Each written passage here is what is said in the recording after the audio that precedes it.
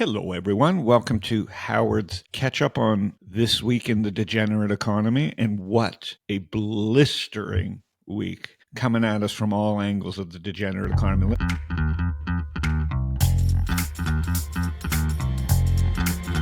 Let's start with what I think is the most interesting cover of 2025 if you're a degenerate, and this is Forbes. Didn't know they were still in business. They've had 7 billion owners, and here's a lovely picture of Vlad.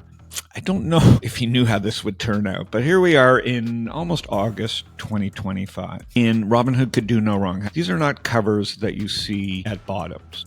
They tend to happen when everybody's already in the pool. I'm super bullish on the degenerate economy and Robinhood, but I don't know if today is the best day to be buying a stock that's on the cover of Forbes. Why?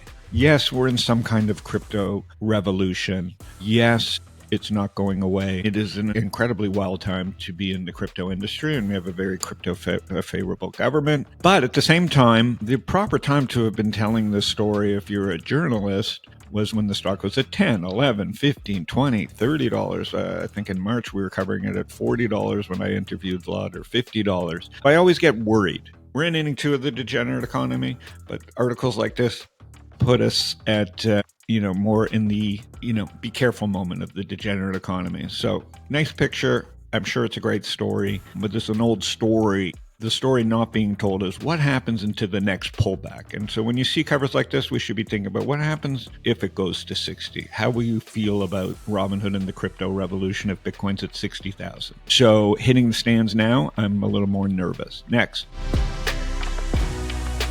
Tom Lee, same thing. Tom Lee has a SPAC. Tom Lee will be speaking with me at Stocktoberfest. Tom Lee has been really loved by retail for good reason. He's been bullish analyst with a lot of great calls. But like anybody, when you go on TV and make a lot of great calls, you also have a lot of bad calls because you're on the record. So this week, along with the Forbes cover, we've got Tom Lee predicting $15,000 by December. Not like, again, I don't believe in price targets, even though I love the degenerate economy. I definitely don't believe in people going on stage and putting dates on this. Like, this is this is tempting the gods. But this is what Tom does. I don't love to see this as someone who's bullish on the degenerate economy, but this is where we are right now. We are CNBC, as they did with SPACs, as they've done with every peak. They are in juice mode. As much as I'd like to make fun of CNBC, it is fun to see Stocktwits showing up on CNBC. But again, the fact that Stocktwits is organically showing up on CNBC, not because of the good work we do, but because stupid things are trending, I like to try and take that all as a grain of salt and say, listen, it's fun. You can make money, but I don't like seeing what I'm seeing. Next. Buffett Indicator. Again, a lot of things are aligning now to say, just be careful. Doesn't mean I'm right, but the Buffett Indicator, not something I've ever followed personally. If you are just beginning and you are all excited to just start getting into the market, just know your field position. Know that you probably have some real big hurdles as you march down the goal line to your long-term goals. But again, doesn't mean you shouldn't start investing or continue investing, but just understand the field position here. That a lot of history has gone into this indicator. And yes, markets have changed and technology has changed and we have AI. And I'm not doubting any of this. But at the same time, combined with the head predictions, randomly crazy predictions coming out, and the fact that the media is now back in love with Robinhood, let's just remember where we are. Next. I'm going to be honest, I think gambling's stupid, but we live in a free country and I work within the boundaries of stupidity at some points. Here's some stats that are, again, stats are stats. U.S. News survey of Americans who've placed a bet in the past 6 months, but 25% have been unable to pay a bill because of gambling. 30% of debts they attribute to gambling in a time of such wealth and wealth disparity in this country. Listen, as someone who's all in on the degenerate economy, let me just claim I don't own the gambling stocks right now. I think you could throw in Coinbase and Robinhood speculation.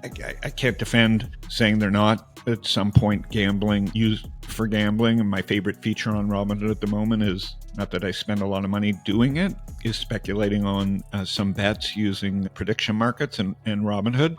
But these stats are important because the numbers are the numbers, and we all know that these are not positive expected things. And we also know that DraftKings and FanDuel are in the business of kicking off winners, meaning whales. And so I think the bigger underlying thing that I'm trying to work through and get across to investors and friends and people that want to listen is that it's not going away.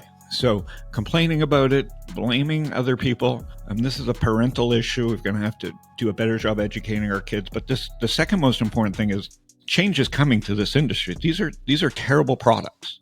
Okay. And what's going to happen are better products. Prediction markets is a much better idea, in my opinion, because they provide way more liquidity versus gambling, which is just zero expectancy. So I don't see any true benefits to me personally for society of gambling. I do see a future in markets where this all starts moving more towards prediction markets. So we're not going to get away of the problem of people speculating and losing money.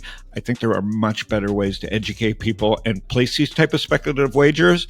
And so I think the bigger trend here is take this data and assume that the UI and the backends are going to change tremendously over the next 5 to 10 years. And again, this is why CME, CBOE, now NASDAQ, this is why these companies continue to hit all-time highs. It's not, to participate in this trend, you don't have to be in the private markets. This degenerate economy is very much a public market trend.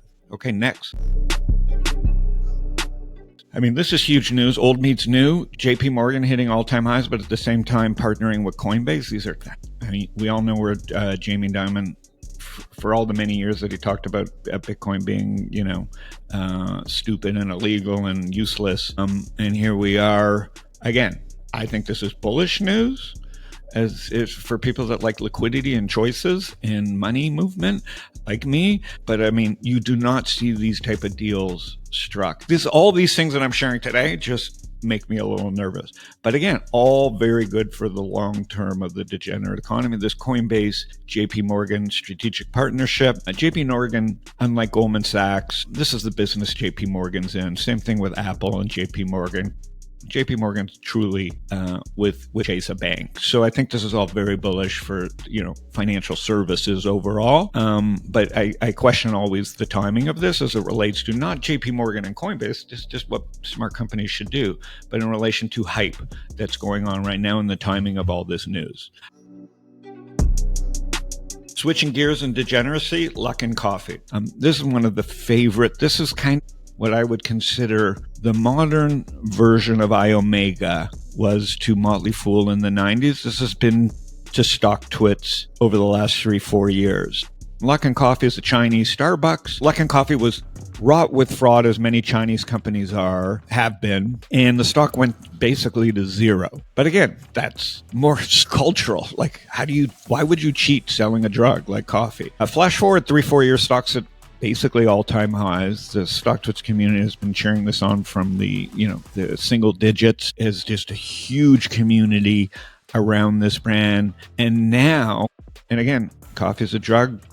Dutch Brothers is the company that I own in my Degenerate Economy Index, and I'm really, for the first time, own a few shares of Luckin Coffee personally to just track this company as they open their first coffee store. This is not AI, I'm told, in Greenwich Village. So I look forward to trying this out. What's important about the degenerate economy? China comes in, as I do with other things, $2 ice latte. I don't know what that is at Starbucks, but I would assume it's $5 to $10. So we're getting a little taste of our own medicine here as we exported culture, McDonald's, Starbucks, Netflix, Coca-Cola. This is an interesting moment in time in the degenerate economy where culture comes back this way, right? We know about their car companies, but coffee. Degeneracy at the latest level and at the consumer level in consumer products. And then finally, also from China, robots. Again, I'm not that guy that's going to ever own one of these, I don't think.